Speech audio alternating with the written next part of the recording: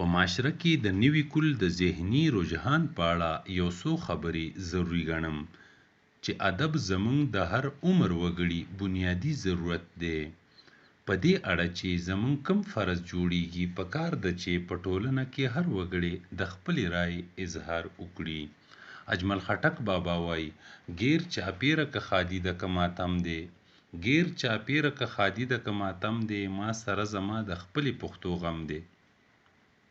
پښتو زړه خوره وره او کره پوره ژبه ده او د دنیا په لویو ژبو کې شمار ده او د زرګونو کلونو راسې په نورو ژبو کې هسکه غړۍ ولاړه ده او د پښتو ژبې 15,000 کلونه زوړ تاریخ معلوم دی چې د پښتو د دغې ټپې 15,000 کلونه وشو. سپوږمۍ ګړنګ وهه راخیجه، سپوږمۍ ګړنګ وهه راخیجه، یار مې د ګلو لو کوي ګوتې ریبینه. پښتو صرف ژبه نه ده بلکې پښتو خپل روایت، رسم و رواج او پښتنه معاشره لري او پښتو د یو داسې قانون نوم دی چې دغه قانون اسلام ته ډیر نږدې دی، نو ځکه خو ورته د ټولې دنیا سترګې بریښي.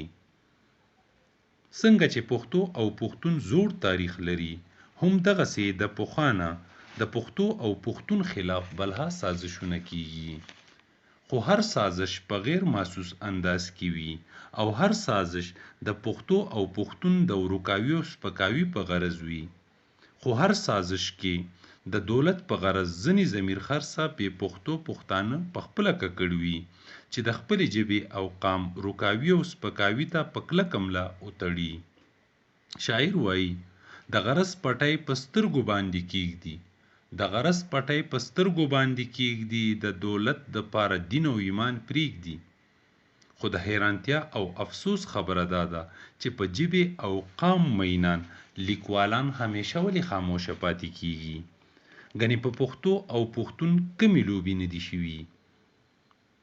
زمونږ جوماتونه شهیدان شو، زمونږ حجرې ورانې شوې، زمونږ پښتانه در په در کډې په سر شو او د پښتو ژبې اساسا معیاري فنکاران د ملک نه اوزغلولی شو او په بې شرمه نااهله پېشورو ډمانو هیڅ قدغن ونه لګېد او په میډیا قابض شو.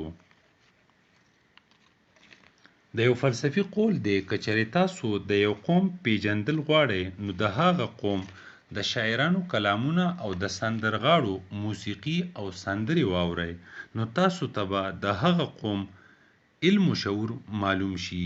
د دې قول مطابق ادب او ثقافت د قوم پیژنګلو ده. بس یو څو فنکارانو د پښتو او د پښتو د موسیقۍ لحاظ ساتلی دی. ګنې په 21مې صدۍ کې ځینې بې شرمه نااهله خلقو د دولت او شهرت په نشه کې د پښتو په موسیقۍ خاورې اړولې دي چې د پښتو او پښتون دپاره د سپکاوي سبب ګرځېدلی دی او د سماج دپاره د بې حیایۍ سبب ګرځېدلی دی چې د دغه ضمیر خرڅو سندرغاړو وینا هم د اورېدو جوګه نه ده. ګنې شاعري د وجدان او د احساساتو، جذباتو او کیفیاتو ژبه ده او د حکمت خبرې دي. حدیث مفهوم دی چې شعر ډیر لوی حکمت دی. شاعر په سوونو کې نه بلکې په زرګونو کې یو پیدا کیږي. هسې خو هر سړی پوزه توروي وایي زه هنګر یم. شاعر ته که د قام سترګې ویلی کیږي نو شاعر په معاشره کې د ښه کارونو ستاینه او مننه کوي او د بدو کارونو غندنه کوي. خو شاعرانو کې هم بلها قسمونه وي: سنجیده ادبي شاعر، ولسي شاعر، کسبي شاعر، درباري شاعر او د سیالۍ شاعر. خو په جدید دور کې یو جدید قسم شاعران هم راوتی دي. مونږ خو ورته شاعران نه وایو خو ځان شاعران بولي، یعنی فیسبوکي شاعران چې فیسبوک دپاره په شعوري کوشش غیر ضروري، غیر سنجیده او غیر معیاري شاعري کوي او د پښتو د شعر لیکنه په اردو کې کوي، دا لکه ځان چې په پردو جامو کې نغاړي. خو اوس د بده مرغه یو بل قسم بې فایدې شاعر راوتی دی چې د شعر فن، د شعر ضرورت او د شعر تقدس نه بیخي خبر نه دی، خو په سوشل میډیا د ټولو نه زیات مقبول شوی دی. تر دې حده منلی شوی دی چې یونیورسټو او کالجونو او لویو بنډارونو ته په لوی پروتوکول بللی کیږي، دا به د خپل ولس ناپوهي وګڼم چې د اس او خر تمیز نشي کولی. ګلفام صابر وایي چې یقین په جهالت د چا محکم شي، چې یقین په جهالت د چا محکم شي، ګمان مکړه چې هغه ولس به سم شي.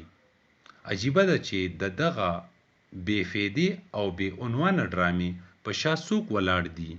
دغه بې عنوانه ډرامه یو بې عنوانه سازش ښکاري. هم دغه د پښتو د شعر او ادب توهین دی. هم دغسې ځینې شودهګانو خپل د ځان او خپل د یوټیوب چینلو د مشهورتیا دپاره دغه بې عنوانه ډرامه ډیر مخ په وړاندې بوتله.